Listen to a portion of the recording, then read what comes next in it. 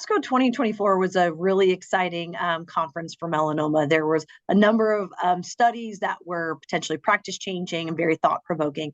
Certainly the NADINA study presented by Dr. Blank during the overall plenary session at ASCO was certainly the headline. This was a randomized clinical trial evaluating 2 doses of ipi/nivo in the neoadjuvant setting versus adjuvant pembrolizumab for patients with resectable stage 3, stage 4 melanoma. This demonstrated a significant improvement in event-free survival.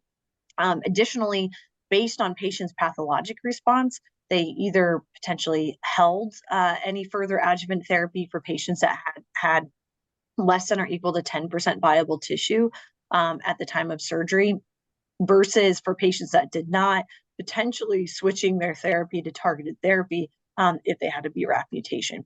So I think certainly a really thought-provoking study, I think will likely change practice in the neoadjuvant setting for patients with resectable melanoma in that high-risk setting.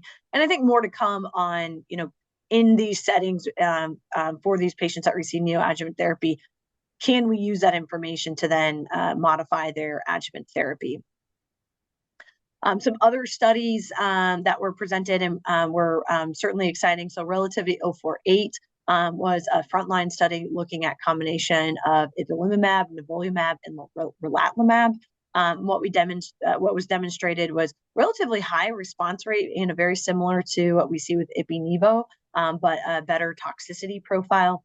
I think there's been a lot of interest in potentially that immune therapy triplet up front. And so I think we'll see more to come in that space. And then another eagerly awaited study was the EBIN study that was evaluating for patients with metastatic BRAF mutated melanoma, looking at whether or not we should start with a run-in of targeted therapy followed by ipi/nivo versus ipi/nivo up front.